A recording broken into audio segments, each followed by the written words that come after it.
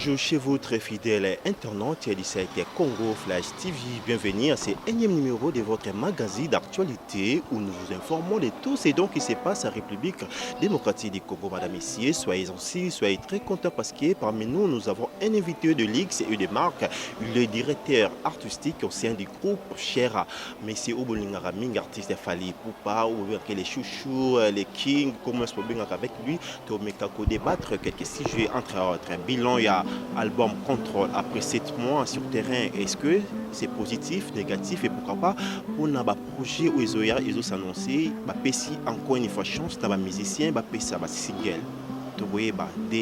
Est-ce que Achiete, pourquoi Achiete? Avec lui, nous aurons des plus d'amples détails. Sans pourtant tarder, je m'avais dit déjà bonjour à mon invité. Bonjour.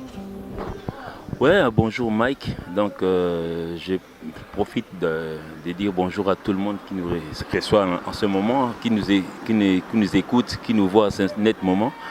Donc, je salue aussi M. Fally Ipupa DiCaprio La Merveille pour ton dernier album. Aujourd'hui, la corporation musicale est vraiment contente de toi, donc, de ce que tu as fait.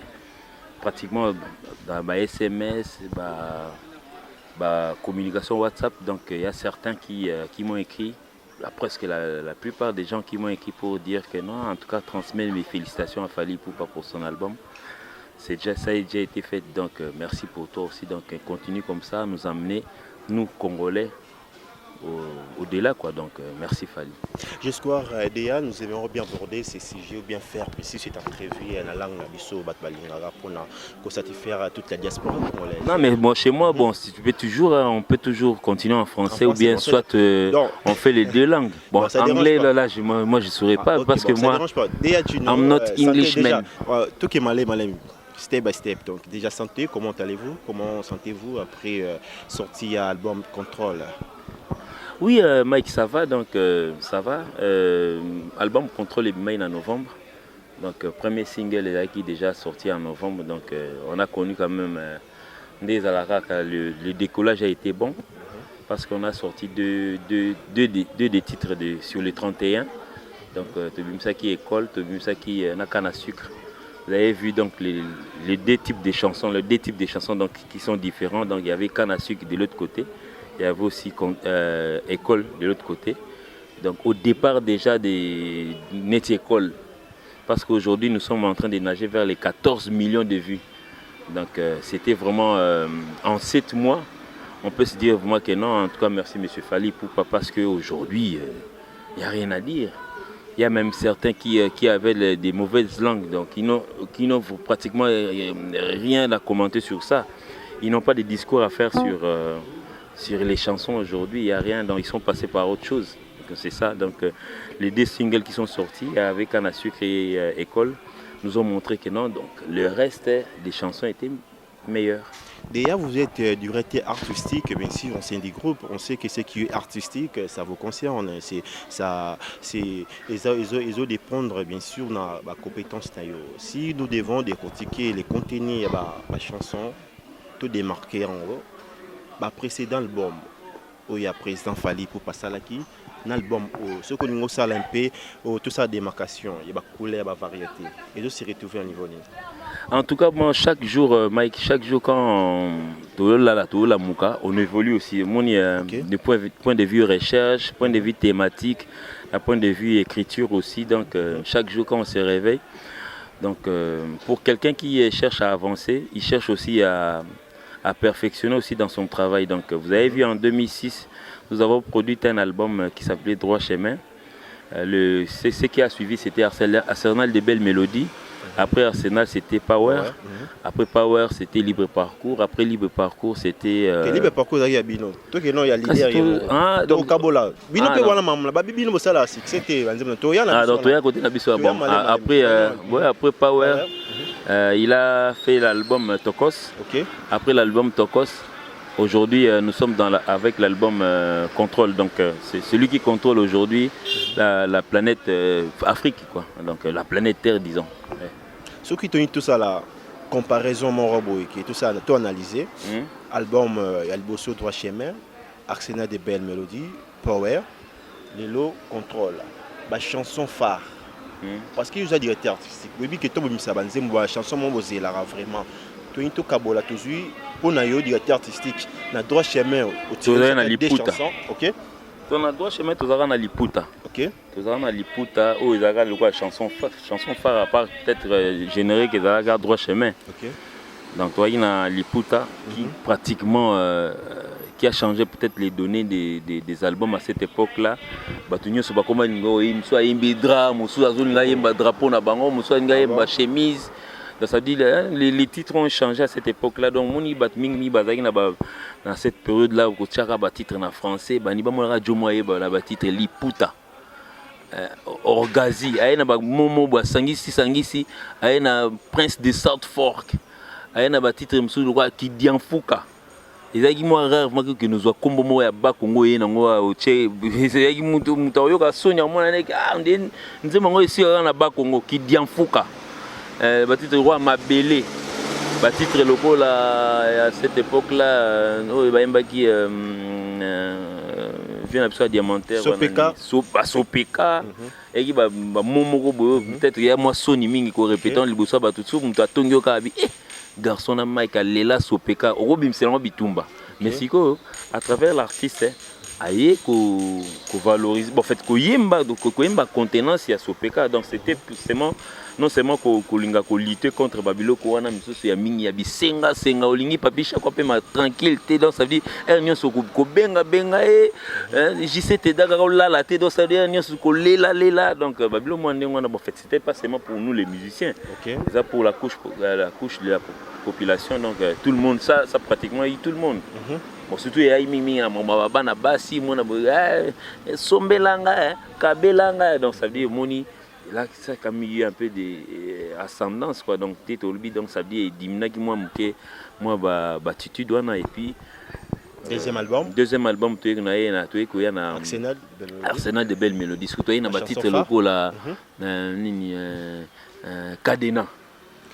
Déjà na annonce non déjà batu bavanda qui na babio nzambe na ngadze momo kwa Cadena, donc ça veut dire donc Cadena ba single liboso parce que dans l'album liboso ezaki Liputa ezaki pe single puisque à travers un album, donc ça veut dire il y a toujours eu une chanson oyo peut-être te présenter en gros, donc ça veut dire ça le quoi bisumo zo ya nan na virage mona inte mi mutu na ngoi monani. OK, donc ça veut dire ya quoi dans sens on a, donc ça dit l'opela ya bis to monite mais to me tête à travers ce que tête il y a biso to ba biso neza savième. Bon, excusez-moi pour la publicité, mais si vous avez marque bisonné ça vient, mais si vous savez mon gars ils ont ba kitty, ils ont ba roue, ils ont ba vitre, ainsi de suite. Power ndé si vous lutte, Power zaki na titre phare mon boya ina katia, si vous Power ndé bon banzembo parce que zaki a bousculade parce que wana ndé si vous tué au monde marque non, les titres étaient en train de se bousculer entre eux. Mon titre phare non parce que nakobala yo amede yango pesa ki banze momo et ça qui succès trop, on peut dire Emerald, une minute c'était dans Power, non, une minute c'était dans Arsenal de belles mélodies, il y avait Amour assassin, il y avait un titre le quoi banzembo nini susu na Power. Bon Power il y avait plus plein de titres, mon biso ba titre so déjà comment déjà na 200 titres à retenir. Donc nous avons quand même fait du boulot en 12 ans. Déjà réalisé pour un leader, déjà il a totalisé les 5 doigts de la main, donc c'est quand même beaucoup. Donc, et maintenant pour le 4e album école. Non, 4e album c'est après Power ndé siko il s'est démarqué en faisant album autant la rumba tu vas dans rumba non to kende libanda ba titre fali OK to kika question to ça ce que tokos wana ce que to ba critique ya rosaranté, donc ça dit le monde a bougé à ce moment là, donc au moins en français bokimi rumba il na certains bateaux français donc ça dit il y a certains gens qui croient que donc les Kinois c'est un peuple tordu, les Congolais c'est une population qui n'étudie pas, qui jamais n'accepte les chansons françaises, alors qu'ils oublient que les années 1960, bon, je sais pas si c'était 60, si c'était 70, Taboulé Abima, ce soir sur la rivière t'es ma belle. Ils oublient parce que les gens ne savent pas remonter. Donc ça veut dire, à un certain moment, on a chanté en lingala, tant français zongi, donc ça veut dire certains illettrés, donc ça veut dire, bon, fait, excusez-moi les termes, qui sont venus donc pratiquement pour dire que non, on dit, ah, il est français, il est anglais. C'est là où aussi nous avons connu peut-être les échanges. L'album on a les échanges avec les Américains. Ouais, donc ça veut dire pour actuellement Mikolo Tanzanien Mikolo en moins d'une semaine c'était dans les 2 millions. Vous voyez deux forces, donc ça veut dire n'habité so yemta Diembeli bien il fallait Diembeli bien diamant à Diembeli. Donc ça veut dire bon en fait quand on fait appel à quelqu'un donc c'est sûr. Peut-être qu'on cherche peut-être à avoir une expérience moi parce que R. Kelly c'est pas une porte à côté.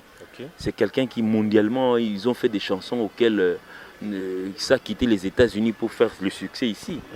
Donc batouana tout dans la TV puis TV ni ya ba période wana so bat baï na ba canal bi baï na panneau na bango jusqu'au ba chenzemba R. Kelly on courait dans les rues pour aller seulement voir la télé du voisin. Sans polémique, être fidèle internaute, parce que Bisso Congo Flash TV, toi-même, sur ma polémique, on est là pour la gaieté, informer Bino Mambezole. On est sur polémique, il y a des batubalingangote, non? Voilà, bon, Bisso Salara, déjà. T'es mais il est batalindé. Batali. Bon, MC qui tue les habitudes. Hein, bah mais ça n'a bon, bon fait. Est-ce que anti-valère tout soutenir en hauteur, non, n'est-ce pas? Non mais en fait moi je conseille souvent aux gens parce qu'ils aiment peut-être quelqu'un de barbu qui vient insulter les gens et puis certaines filles qui font des lives injurier les gens un matin comme ça. Sauf qu'en cliquant au moment, titre-moi bien, tant en cliquant pour ouvrir ma finger. Autant là 12 000 vues. On est français, trop sérieux, donc ça va. On a évité Mike bon. Déjà, c'est que ton album, je crois, user artiste. On tous ceux qui journaliste et puis tu vas chroniqueur musical, mais de mon je suis un journaliste. On a un carré, tu tiens carré.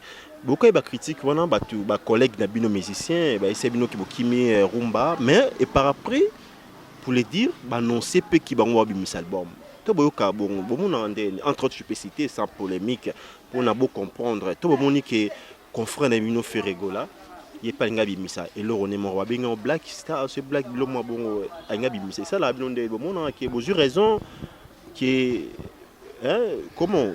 Ouais, Mike, bon, fait toujours sans polémique. Bon, en fait, cette histoire aujourd'hui, bon, fait, ça fait 12 ans qu'on existe aujourd'hui. Bon, il faudrait toujours voir, essayer un peu de, bon, en fait, essayer un peu de se cultiver dans l'intérieur.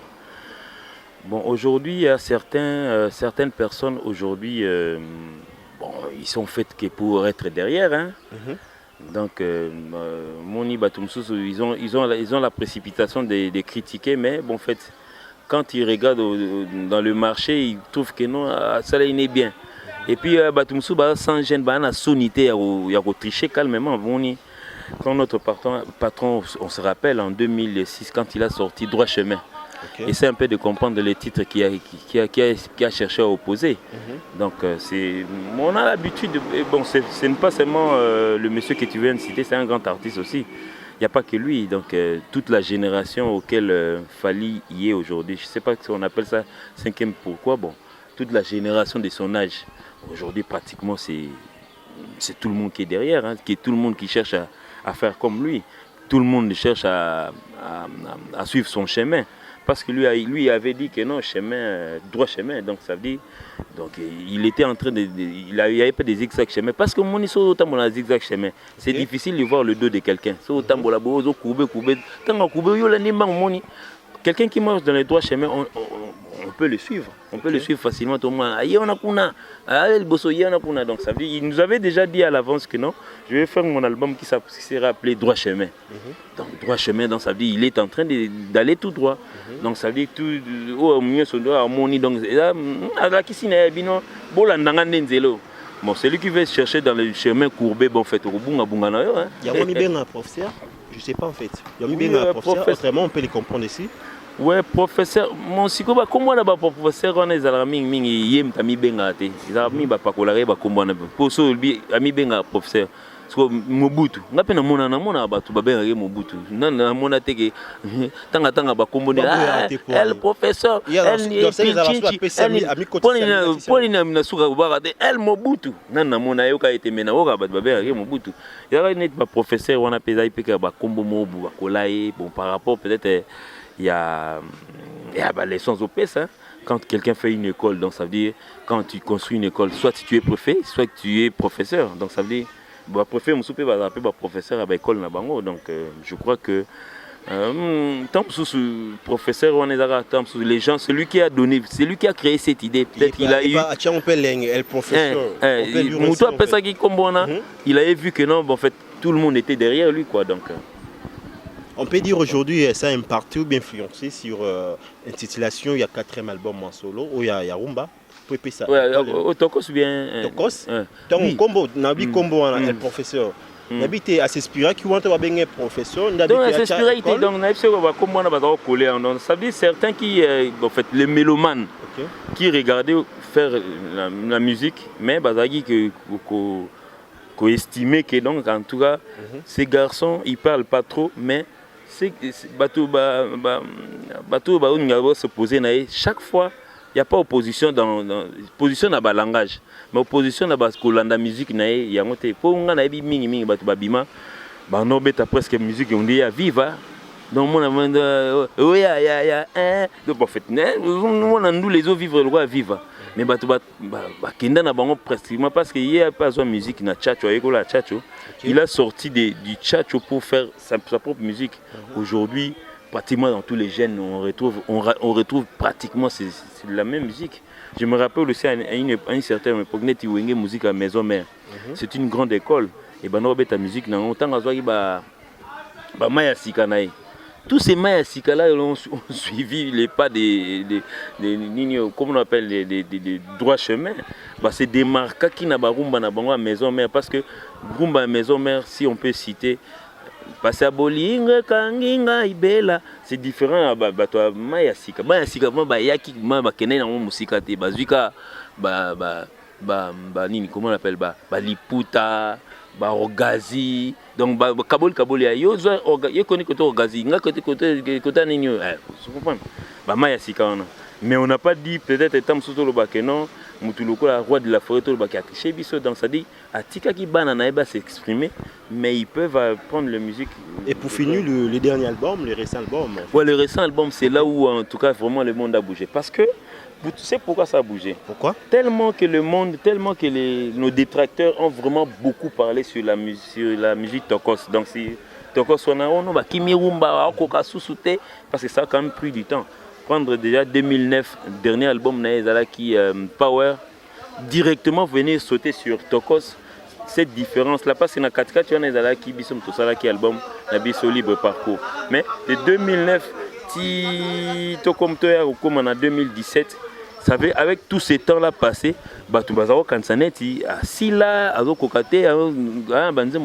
alors qu'ils oublient que non, cuisinier, il y a contrôle.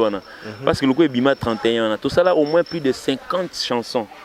Oh, tu sais, si tu as papi chaque humanisme.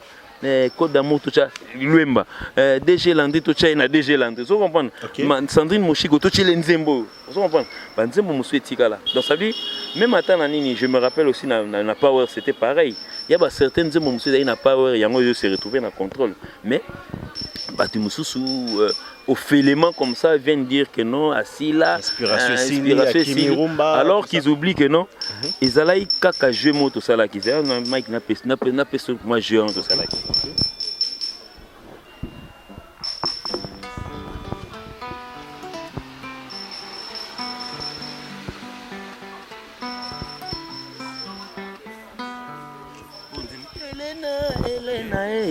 OK donc ça veut dire okoki kozwango na beat ou ebetaki okozwango pe obeti na beat à rumba donc ça veut dire la guitare qui joue dedans et ça va guitare rumba la musique accompagnée à la guitare rumba donc ça veut dire la batterie et les synthés tout aussi on y a ndenge ya ba alpha et ya ba R. Kelly ya ba Michael Jackson tout siko mais siko base na biso ya rumba siko guitare on est tirala ka guitare la preuve tout soit même des moments ya nani ya ya tokena osenga papa Lutumba guitare na ye, donc ça veut dire fond ya guitare na ye nzembo nani ya nzembo nani na bosani titre nango L'album World ou bien ya biso na oni jeudi soir. OK, jeudi soir. Soki guitare wana OK. donc guitare wana yoka wana ah de nga besta munoro obeta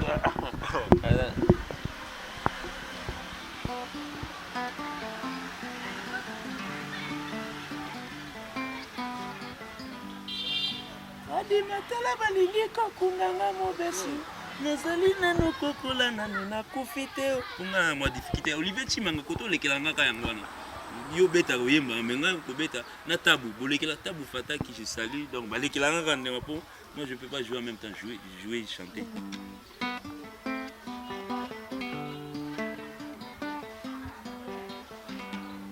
Faut-il mandater ou faut-il accumuler ça? Donc ça veut dire, on est allé chez Papa Lutumba, rien que lui demander s'il pouvait nous accorder qu'on joue sa guitare. Papa Lutumba écoute quand ça écoute oye banze munaye. To suis ka rythme.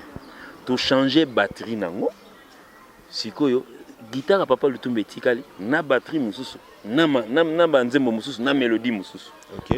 Donc ça veut dire il faut s'appeler professeur, il faut s'appeler génie pour essayer un peu de tirer une faute à la communication et nango. Olongoli ka maloba nango, olongoli na ba rythme na ba drum nango nyosu ba betana, otika guitare, jusqu'au guitare, jusqu'au ba batterie na biso ya hip hop. Oche, jusqu'au maloba na oche. Donc ça il faut s'appeler génie. Quand des fois on l'appelle professeur. Depuis Boyiba kilo moins récemment un générique on a créé on a surtout toi kana kata toi kana kata tokos mais voilà tokos on peut na tokos on peut sous to sali soli na tokos on sous to ça sous nzembo moboy ya pauvre mabele lisi akufa inaye nzembo mo abana ko mime ngo po yaza na ba tribune na bango dans ça déjà ba moko siko les gens croyaient que certains gens croyaient que non nzembo neza ye ndeni nzembo na mamkoni. Alors que bon, fallait expliquer qu'il est allé aussi vers la famille Mabele Lisi à Sengi Bango, à Pakoli Bango, à jusqu'au Nzembango soit bêta. Si tu es bêta, n'engue ma groupe à Mabele Lisi bêta, tu bêta on a ma forme oyo to linga qui est à la matin déjà. Oh, Nzemoni Ngonga ngoya yo. Ah OK. Ils ont na tokos. OK oui. Yoga ça né de moi libanda. Moi yo tembit. Vous comprenez? C'est pour cela donc ça dit aujourd'hui cette chanson le voilà Nzembo le voilà Mabele Lisi. C'est parmi les chansons où il y a 50 millions de vues. Frère, faut pas qu'on rêve. Il y a même certains qui ont dit qu'on a Ibn Zem alors qu'on y a français Ibn Zem baba mutakufa wana Fantomas Ibn Zem baba mutakufa Fantomas Ibn Zem baba mutakufa sikoyo. Il faut voir aujourd'hui est-ce qu'il peut aussi répéter ce qu'il a dit hier. Il pourra pas comme certains intrus, il peut pas répéter parce que il y a habité au Ibn Zembo. Zembo aujourd'hui les curieux sont allés faire quoi? Quand ils cliquaient dans Eloko Oyo, on peut cliquer. C'était l'album Itokia, Visa Bomengo. On cliquait sur Visa Bomengo pour battre la paix. C'était vraiment différent. Entre-temps, aujourd'hui sur le plancher international, les gens parlent au moins aussi de Mabele Lisi, bien que la musique n'est comme la frontière, mais mais aujourd'hui, on a quand même ramené son nom dans le secteur où il existait quand même Mabele Lisi. Donc, c'était ça, en fait, un court métrage, l'album Tokos Yangwana, mais ce que tu as ça, c'est qu'on contrôle. Il a fallu tout se démarquer. Au-delà du titre Autosala. Parce que beaucoup de gens ont trop parlé. Ils ont dit que tu katana, tu sila, tu kokasurumba, tu koma ba janspil et ainsi de suite. C'est pour cela que nous sommes allés jusqu'à faire 31 titres. Est-ce qu'aujourd'hui là, disons-les comme il faut, ces 31 titres ont accroché, on peut l'affirmer aujourd'hui? En tout cas, ça, il faudrait poser la question au mélomane parce que je serais égoïste aujourd'hui. Non, autant Molara, au côté de on est-ce que Nassane Tunde na longwe nangai. Badia ta na longwe nangai na longwe siko soko Serge Liaki. Moi na papa na biso. Na ça ce qu'on est ngasko nga moi na papa na biso. En tout cas, Fali, album Nayo, il y a Contrôle. Tu avais raison de pouvoir intituler cet album Contrôle. Parce qu'aujourd'hui, pratiquement dans tous les états-majors de musique, des musiciens congolais, ils savent au moins qu'ils ont quand même des révélations, témoignages sur eux pour que non, cet album a vraiment accroché. Bon, je ne peux pas citer le nom parce que Baza est belé. En tout cas, vraiment, le professeur, toi, attend mon été le gars, aux anneaux visibles, aux anneaux bouza. Comme c'est là, son message, pas naïf, que non, félicitations, entre albums. Bon, un message, il y a la chanson sans âme. Chanson sans âme. Il y a un âme. Bon, en fait, au moins, il y a Mike, dans le début de l'album, moi, je me rappelle, à une époque, on appelle un grand musicien, mais petit musicien. On a pu vendre tout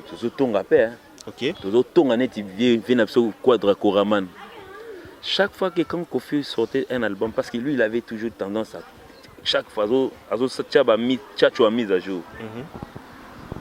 Album Mbalo nini à monde arabe a hésité à Mbalo hésité.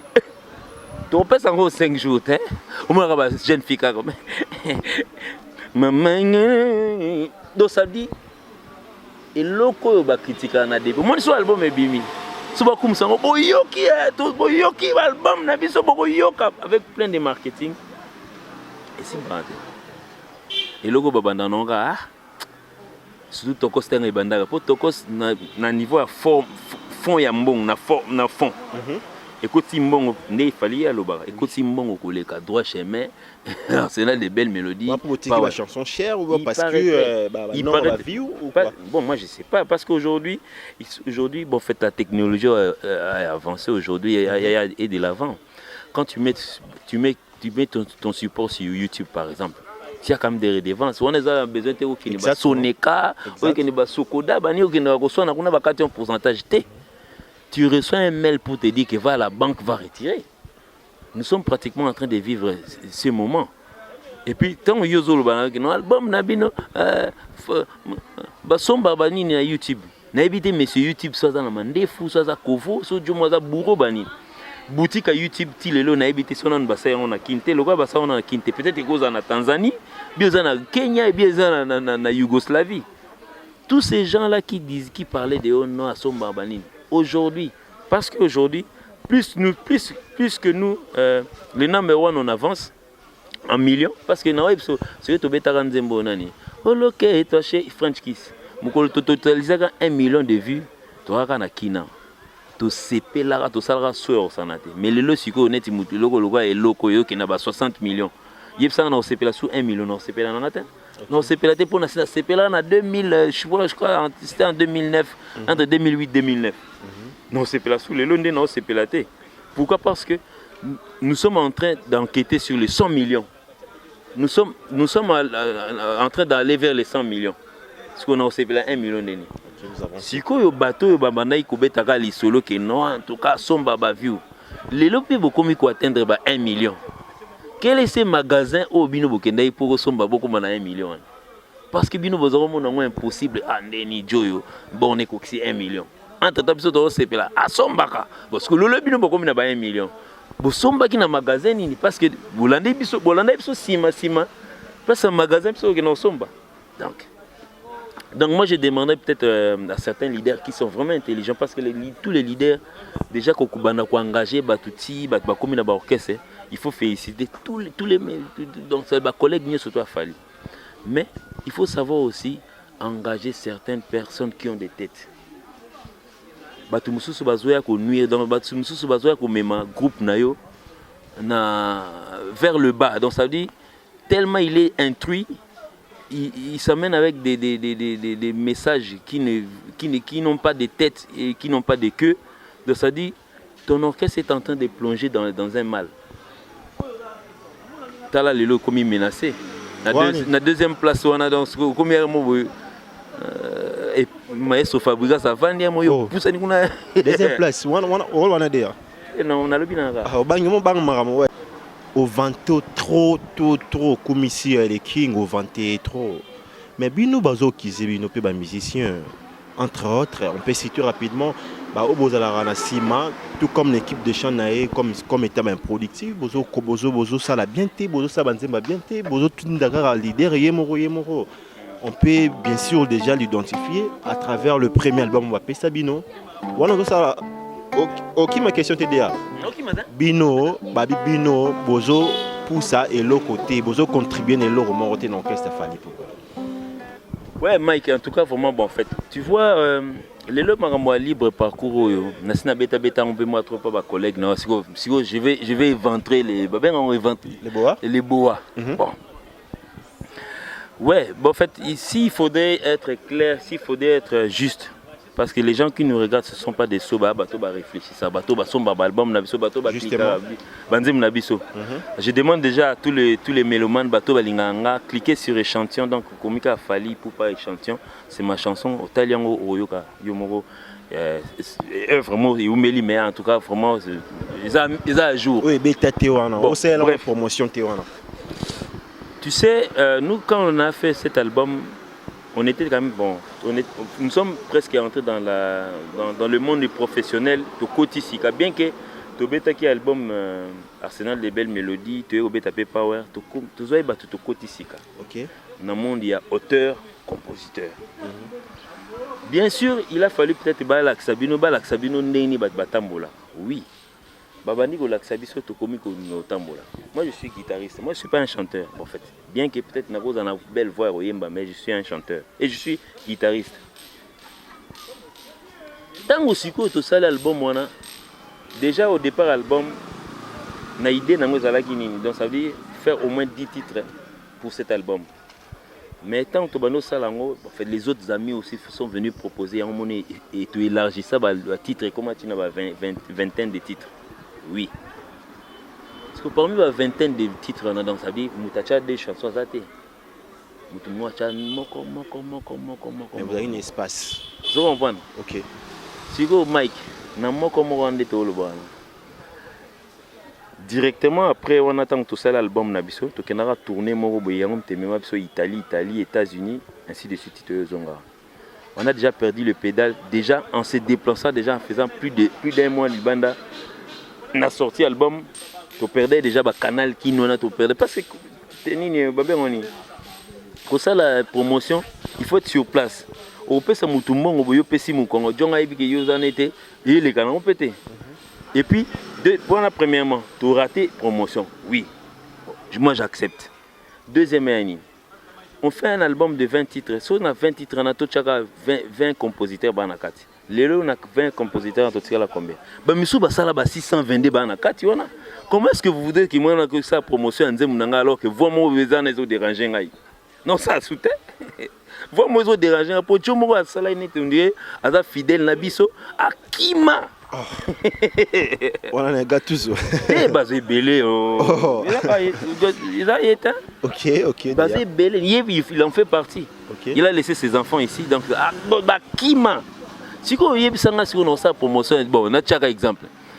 Guitare basse mozo beta on a Jomo Akima. Basse en son on a parlé sur ça n'était dérangé ngalito, il faut Jomo Akima. Vous comprenez? Donc c'est par là que non, en fait, nous avons quand même perdu les pédales quand nous sommes arrivés. Tellement qu'il y avait un autre truc à faire. Et puis biso ce que problème c'est Anine. Nous sommes résidents à Kinshasa mais toza ma colonie les autres chuba biso. Toko saka 2 jours na kina pour nous mona biso en fait. Yo peut-être tu es un caméraman na tu es bien. On a expliqué que le caméraman dans sa vie parmi les caméramans tambola na ka. On a tchétchéné. Blague. Pour caméraman muso ba caméraman quand tu bandas au filmer, tu te kai longia mawa. Même au bengile moi na evidalia. Les caméramans ont sans complexe à déposer tchétché à tchéper trépied bano sola na. Bon, bref. Vous comprenez? Si koyo biso siko to batulumo de ronde ba chabiso banzube na makolo. Toya kina parce que ce qui marche Mike à tout forcer à tout fingi na internet.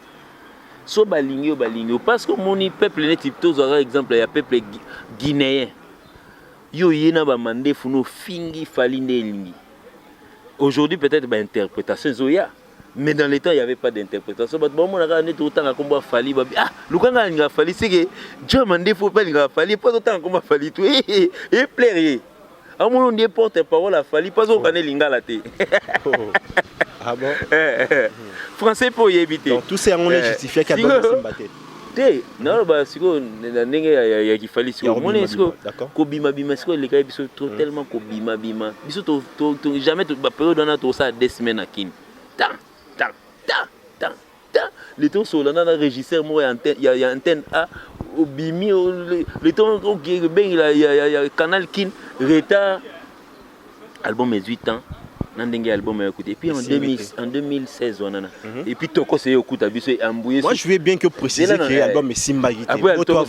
Bon, bref, Mike, vous avez qu'à Kinoa période, vous avez Kinoa. En 2016, Tam Tobimsaki, libre parcours. Il n'y avait pas que libre parcours et Bibagi.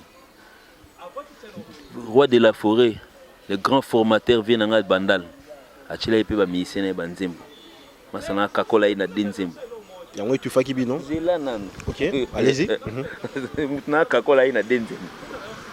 Vient dans Félix Oazé quoi. À ça quel album, Achila et Peba Misene, Banondo Ketchup, Bahina Banzembo. Quand en 2016 on. Président Ferrego là. À ça quel album.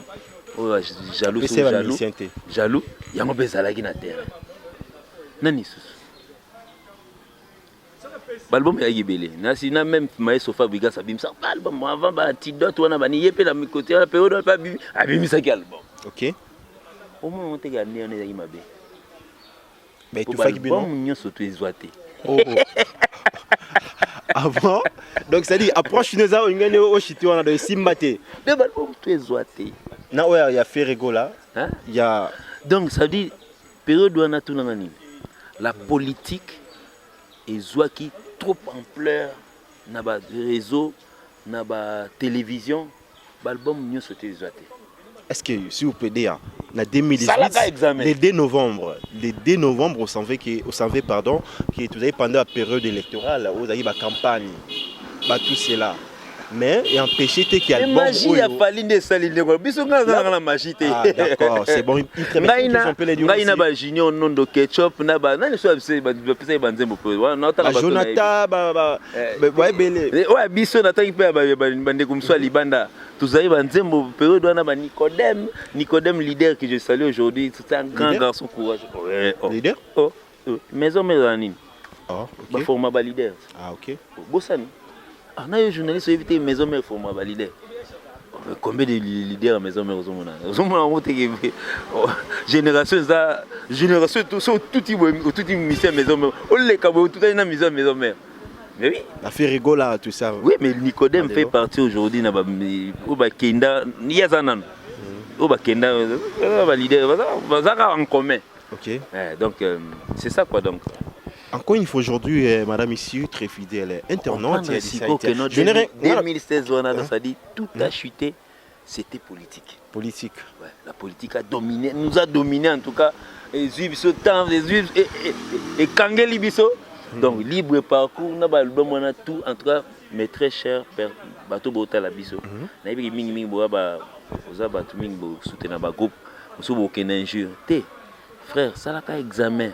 Au avancer au finganga kota kaka banda kota tala bané au on a tangé le balise tu verras que non nous sommes les premiers parmi les chèques donc ça dit sur une classe mo metanga ka période dans le premier il y a 49% biso ou l'année on a 30 des esco lelo tout à une TV tout le monde il y a quelques musiciens il y a groupe il y a F-Victim ils sont nombre de 4 entre autres je peux citer rapidement il y a Pichen Kalombo il y a Junior Jonathan et Nathan voilà Nathan plutôt et le chef à télé ou après si encore une opportunité tu éviter choix parce que la chanson na bango Simbaki qui a eu Simbagité parce que tout ça qui me peut curer tout le monde directeur artistique au 16e bouteille. Bon en tout cas vraiment biso to na orchestre démocratique. OK. Donc ça veut dire c'était quoi? Donc ça veut dire après Tokos na contrôle leader fa ça net moi répond moi pe mané moi dimi po les temps bat ba yoka non ba contrôle na bon. ayebisi biso abi bon prépara déjà album na bino mpo mbala oyo botya album tant préparé boye mo azongi na pala azongi abia idéologie wana ya kala oyo idéologie ya wenge je peux bravo à wenge aujourd'hui créer l'idéologie que leader a ça l'album orchestre c'est ça l'album leader a ça la bateau il m'a télé on est idéologie c'est ça là déjà comme nous voulons peut-être faire bilo mususu pour ça la idéologie mususu nous avons créé notre propre idéologie na sens ni au lieu de pouvoir donner l'album à tout le monde peut-être étant surtout revenir sur un libre parcours de pour rien autant mieux parce que 20 titres à faire la promotion de 20 titres les qu'il a sur kilo ndemi tout ça l'album moko réduite comme ça bisogno sur 58 musiciens il y a groupe Fali to ko iba ko ça la promotion une fois parce que ngai je me voyais mal déjà dans libre parcours na ça la promotion nzemba kusto non bon ça na ngondeni pour ngai mo fona ke mamna ngai kusto ke mamna ye nani les petits ke mamna ye nani walo ke mamna ye donc ça dit c'était un monde éparpillé mais cette fois-ci nous avons jugé parce que nous sommes passés à une élection to vania na yemo wana président ya commission électorale za nani yemo oh ah bon yemo siko ngai siko na siko neti adjoint to chema babu de papier to kabol na ba danseuse banini to bimsa 4 points cardinaux mo basa album basa la ba single wana ya album te donc chacun il bimana ndé na ye OK donc on attend peut-être à mon major anniversaire na ye kaka. Chacun va donner sa date dans la maison de production. Abino ngai neti à télé na nginze monange bima le 12 juillet. Yekaka. Neti junior abino ngai mon album nanga c'est ni single nanga ebima le 9 novembre. Yekaka. Ce tirage en quoi bien. La liga ba chef à télé. Oh chef bonga nani. Nazuita ba voter ngate. Des chefs ba comprendre ba ta biso ba comprendre. Tirage en la liga des chefs. Bazu à télé. Jusqu'au deuxième partie, jusqu'au bateau, jusqu'au poisson d'avril. Les gens qui nous suivent comprennent ce qu'on fait. Tyson, ça fait tabac aussi, donc je ne parle pas de lui, mais Tyson n'a la porte-parole, nous sommes Keba. Tyson est à danger. Oui, mais en tout cas, nous avons fait l'élection. Vandi, bout de papier, bimi, papa, électoral. Machine à voter, allez écouter. Donc, machine à voter, il y a panier. Pour machine à voter, mon monnaie, il faut compter dans votre faut que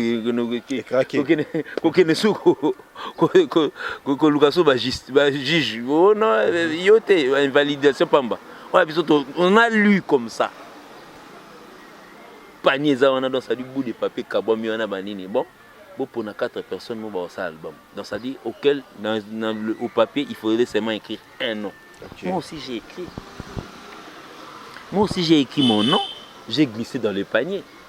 Fallait pas comme non à glisser dans le panier parce que on a moyen de président yépé à côté yépé pas qui électeur. D'accord. Tout tant que tu bannis au déballage 4 personnes à gagner. La démocratie va ça à nini.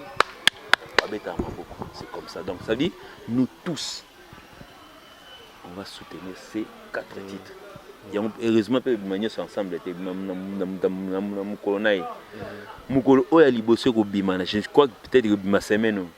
Donc, ce que je vais date, le profil a changé. Moi, peut-être chaque exemple, à télé, profil il y a changé. Maman comme single il y a télé. Semaine on mobimba. C'est question de pouvoir. Et puis Mike na ebisio. Dans la idéologie ça va être critiqué par celui qu'on envoie souvent à critiquer. Et puis il y a tout un zémo simbia. Et puis va suivre. Atenzembe betsi. Demoni. Ah papa. Est-ce que Kobeta Nzemo, est-ce que l'équipe mise sur la mise? Monde c'est qui est? L'équipe mise sur la mise c'était. Période mon petit on a conquis banini. Est-ce que nous comparer à Yona Miss na Miss tant de petits bêtis au premier la bomba. Déjà je crois là déjà nous chitons hein si tu repères ça. C'est quand on attend le président Robinho donc ça dit c'est président Robinho. Ouais justement. Ça que le bac non on a danger. Est-ce que ozoka misu na misu te ngana porte parole la obino te mais naza partia ba na ke na tiki na misu na misu est ozoka epave te basi na misu nyonso yo mema etikala ngaki donc ça dit on a cliqué la nubo sali wara te oh mais à part ngo déjà na parler na bino place yo vanda pour na quartier vanda au pekisa nganda ya kwa na bino te bati ko bekta contrôle pour contrôler les alwa nzemo mo kangama na ba ordinateur ba bara batu ya ba boîte à batu so muta fungolika kanga ta humanisme bano beta yango moko so yo kino kale batu ba beta humanisme ndeni ngamo pe kuna on en revient pas tamsu na kana na otamba na weka nzemba bozi mais ufkiti vitre mukozo ka koto humanisme koto code d'amour koto ni ngamo tamsu na weka na nzemba bozi. Un dernier mot à l'endroit de toutes ces personnes qui vont te suivre. Oui, à l'endroit de tous ceux qui vont me suivre, en tout cas vraiment en fait il y a un programme bisoto ça la siko mikolo Mike peut-être tamsu tu n'as pas parlé de programme côté mana ngaba bendanga. Prenez tout votre temps. En tout cas vraiment nous sommes en train de bientôt on va faire le tour contrôle donc mon biso da surtout ça l'album et memi biso tout ça l'album et memi biso ça l'album et memi na libre barco côté la guerre en doute et memi biso na Italie et memi biso ben aux États-Unis oyo côté doute wana moni donc la vie ne fait pas le monde ndie le mot baloba peka que non mboka na oka ndem tu bako kumisote ba libre parcours wana banze mo musu ebetaka tom surtout comme la nzemba ba osenga nzemba kuso na Côte d'Ivoire to kama mais comment oui ba gaus kebe nani ya Willy ba basenga ngo na ba Angola kuna donc ngakuti chanteur za lwa chanson mo bonga basenga ngo na bandal na mikitisi bon bref en tout cas en fait contrôle est en train de nous amener à faire le contrôle donc bientôt là bientôt ça la déplacement donc on aura le 3 juillet aux déjà aux États-Unis donc c'est 3 ndé toza binomo bobi data lelo donc semaine aussi la kawana donc ndé to telemi na scène d'été na bandal dans ce qu'on a scène d'été aux États-Unis donc les 3 on sera aux États-Unis donc on joue les 3 les 4 les 5 les 6 aux États-Unis directement on traverse pour le Canada on va jouer le 9 le 10 le 11 toujours moi repos mouké toujours sur avion États-Unis. Là, ça sera peut-être pour 20 dates qu'on va faire aux États-Unis. On ne reviendra ici que vers les 15 août, jour d'indépendance à Congo-Brazzaville. Donc, Kermesse Oignon, surtout Tikali, on a Kinshasa. En tout cas, on a 6 émissions, on a côté, on a prise pour album contrôle les albums national. Est-ce qu'on peut permettre tout pour et le bercer dans vacances les contrôle? Est-ce qu'on peut permettre aux groupes musicaux et qualité au bête dans la kermesse au banoganga to buka kinzinga to bon bakoki ko interpréter na bango lokwa ba kosa ba ko interpréter ba code d'amour ba nini ba manzemo lokwa ba humanisme na okende siko pas prise pour attaquer bango troté atiki la bango bon bakoki ko interpréter na pour ba kosenga bango Mike tozana image moko boye bato ba benga ba beta parler de la culture na Abidjan. Oui, Babiloko fallait à Zanangoa. Vous voulez quelle chanson? Batumusu basenga bon banzembo fali balobarate mais pour la tinda muto ya beta mbanga wando tindi mukono pour na zana image en mukono ko publier ngo tinda ka barbidou na wana sa barba papa alobaka donc ça dit mukono publier ngo c'est entre autres ces deux groupes congolais bakenda kuna garçon ma salaire attendre micro pour ba tout 50 niveau au gaba si wana siko c'est akala au gaba prince de Southfork et bimela ba belé prince de Southfork donc ça dit l'idée maman donc c'est ma passer une l'autre il y a bien l'autre non c'est pour te dire que c'est un leader continental donc ba risque on a ba sala ngo sauter un autre est venu aussi quand il est venu ba senga ba moura ça c'est banzembo ya nani parce que vous voulez copier l'autre. Donc ça dit vous voulez copier, vous voulez pas admettre mais vous le copiez. Na tenue vestimentaire, na ndenge ya rosa ya elongi. Bien boye elongi monte ya mignon mais yo tamso elongi ya soudé ya ki mignon. Okutiki mande fuloko aye. Directement tu apparais comme lui. Guinéen mo boye ayebi yote. Okasaneti ofali yango aye munene bon. Na sengeka prince de Southfork. Okutani nango et puis bateau nyonso babima libanda quand vous revenez ou relatera biso ce qui s'est passé. Pour biso to comme on a en différé na ba image na ba téléphone mona ba basenga ki kunze motel abara ke ça neta solana drumer mais président Soni mamoura pour bana seben pour na kwambuye bat pour le peuple ivoirien ba ngami seben maman le seben pour bat basenga sunze mbote. Donc on comprend déjà donc nous sommes en train de faire la tournée. On ne reviendra que vers la fin en il y a vacances donc directement le 15 août en Afrique du Sud. OK. Donc des USA, Canada, USA, Afrique du Sud, Zambie, Kinshasa. Au moins tourner. Hein. OK. Est-ce qu'on a place à Ndengwana matanga na lobaraboui? Est-ce que vous voyez même pas que vous avez une sonité à vendre à payer non les canards na TVT pour la lobaraboui? Parce que faites autant que moi. Et puis n'ayez bien que vous êtes dans le circuit de venir au Canada. Vous allez jouer où? Dans un restaurant où il y a et puis je connais le propriétaire du restaurant. Naïbi propriétaire du restaurant. N'a pas projet na ona yo. Naïbi nombre boya. Est-ce que boya? Ah. Qui peut ailleurs, ça ne finit très fidèle internaute et Congo Flash TV. Je vous en prie, prenez votre temps, vous pouvez faire. Ah ok, je ne savais même pas que non, peut-être il y a français, mon nom est qui France 24, Junior, il y a Mimi. Mais il y a France 24, il y a français là et tout, il y a gérant ici, il y a bar Nangaï. La PC Junior na Mimi salam à toi. Donc en tout cas, j'en profite pour dire bonjour surtout na bateau aux États-Unis na Canada donc Jean-Ly Tabala la PC salam à toi na Canada. Au-delà Mubenga, on sommes en train de venir Rocky Mbembe. Nous sommes en train de venir il y a encore qui Ciseaux d'or, Jongani il y a qui encore Blaise Lia qui nous sommes en train de venir et toute la famille Lia qui vient, on arrive déjà.